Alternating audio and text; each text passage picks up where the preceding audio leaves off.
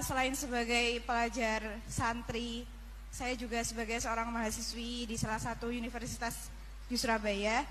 Yang saya tanyakan sebagai pemuda milenial, kita semua tahu bagaimana keadaan demokrasi negara Indonesia saat ini.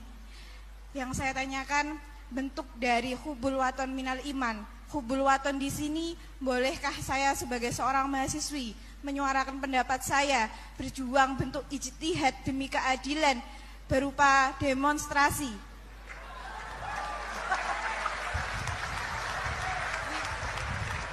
Ngapunten. Yang saya tanyakan di sini, bagaimana menurut Gus, apakah saya melakukan demonstrasi ini sudah baik atau sangat baik atau mungkin perlu dikaji kembali? Terima kasih. Wassalamualaikum warahmatullahi wabarakatuh. Hubungan antara demonstrasi dan hubbul wadon minal iman. Hah? Oh ya, hubbul waton minal iman. Monggo Gus.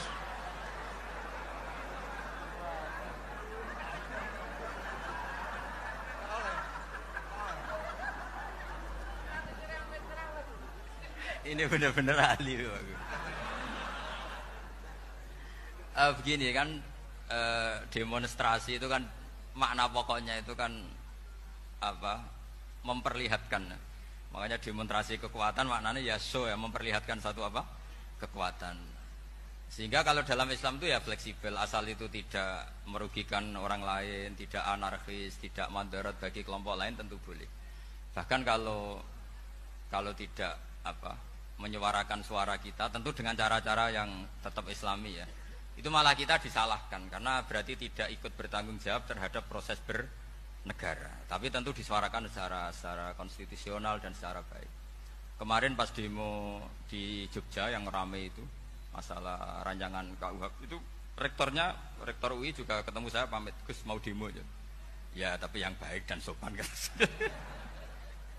Karena begini ya, di Quran itu ada ayat walau la dafu nasa ba'dahum bi ba'dil fasadatil ard. Jadi kekuatan manapun itu harus dikontrol. Tentu kontrol itu macam-macam. Tapi tentu saya ulang lagi, jangan anarkis, jangan melakukan sesuatu yang kontraproduktif.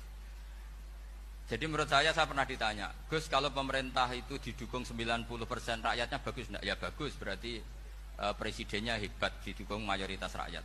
Kalau hanya 55 ya bagus, presidennya biar tahu, biar hati-hati karena dipilih separuh lebih sedikit gitu. Lah kok bagus semua? Ya emang harapan kita sama Allah semuanya baik semua kata saya gitu. Jadi susahnya apa sih kita melihat sesuatu itu, asal agama ini kan gampang, asal tidak maksiat itu baik. Asal tidak maksiat itu baik. Ma khuyira Rasulullah baina amrayni laftara aisarahuma malam yakun isman. Jadi demo itu bukan, nah kalau demo yang diharamkan sebagian fatwanya ulama tentu yang maknanya yang anarkis. Kalau yang dihalalkan tentu maknanya yang tertib. Itu biasa dalam hukum fikih. Rasulullah ngendikan A, mahmalnya seperti ini. Rasulullah ngendikan B, mahmalnya seperti ini. Karena kadang ngendikanin Nabi cara zahir itu berlawanan. Misalnya Nabi ditanya, amal paling baik apa ya Rasulullah? Nyaur utang gitu. Karena biasa yang ngemplang mungkin yang tanya itu tukang. Tapi kadang Nabi jawab birrul walidain. Kadang jawab as-sholat di awali waktiha. Karena penanyanya ini beda. Gimana? Ya, takor atau sholat kata beliau. Kan gitu. Jadi ini penting saya utarakan karena zaman Nabi itu ya biasa Nabi misalnya ngendikan sesuatu itu. Terus ada juga sahabat yang memperlihatkan pendapatnya. Tapi tidak niat bantah. Masyhur itu dalam tarikh. Saya beri contoh yang masyhur itu. Nabi pernah sholat duhur itu 2 rakaat. Sebagian riwayat mengatakan asar, tapi yang lebih kuat itu duhur. Setelah 2 rakaat Nabi sholat, itu akabiru sahabat papan atas itu sudah ada yang ngendikan karena mereka sopan semua, tahu etikal. Setelah Nabi pulang sudah dekat pintu, ada sahabat yang berdiri. Ya Rasulullah, aku siroti sholatu amnasita. Ini sholat model kosor apa engkau lupa? Tapi sahabat yang nggak tanya, ini niatnya malah lebih agak-agak buruk. Baguslah kalau sholat terbaru 2, berarti besok ya 2. Karena pakai teori nasah mansuh, berarti hukum itu pakai yang terbaru. Jadi gayanya tidak tanya, tapi lebih sama mungkin yang setuju undang-undang tadi ya tentang rumah tangga, kalau istri nggak mau dikumpuli tetap dipaksa, nanti suaminya bisa dilaporkan ke pengadilan gitu. Saya pasti mikir saya bukan masalah pengadilannya, pasti istrinya cantik. Kalau jelek kan nggak mungkin dipaksa. Ini ketularan. Jadi saya cara berpikir tuh, jadi tak pikir lucunya saja, bukan pikir serius. Ketularan ya, sudah ketularan ini. Karena keburukan itu mudah nular. Akhirnya Nabi kembali lagi, enggak, kullu dzalika lam yakun, semua itu enggak terjadi. Tapi Nabi sebagai orang yang sangat, ya sebenarnya enggak boleh dibahasakan sangat demokratis, sangat bijak. Nabi kembali lagi ke mimbar terus tanya, ahakun maqalahu Dzulyaden, apa betul yang dikatakan Dzulyaden tadi? Kata sahabat semua, betul ya Rasulullah, tadi engkau sholat hanya 2 rakaat. Nabi kemudian takbir lagi, meneruskan 2 rakaat terus salam.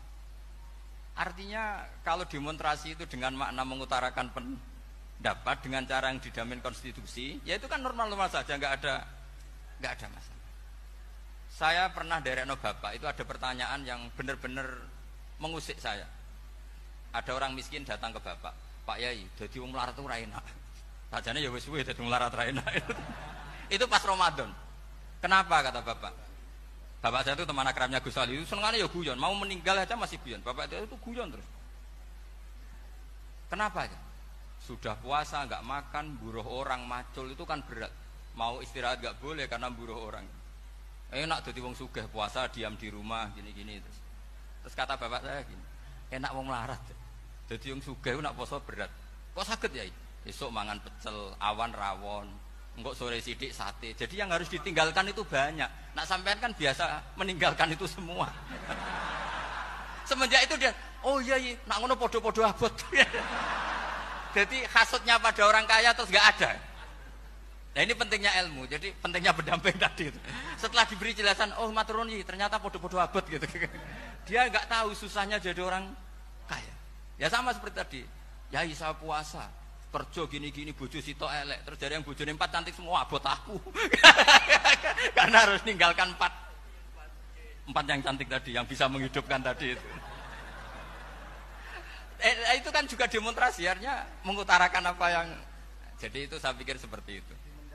Ya ini, mohon ya gitu aja ya. Assalamualaikum warahmatullahi wabarakatuh. Waalaikumsalam warahmatullahi wabarakatuh. Tepuk tangan untuk beliau.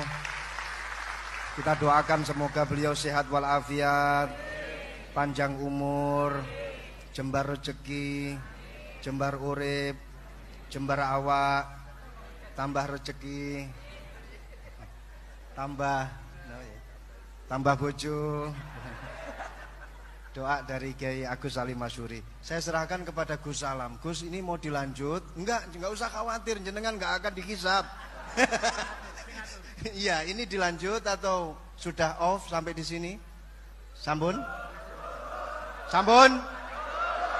Lanjut? Gus Bah, ada acara pesawat jam berapa nanti, Gus? Pripun Yai? Doa mawon. Sampun nggih? Monggo saya serahkan kepada. Assalamualaikum warahmatullahi wabarakatuh.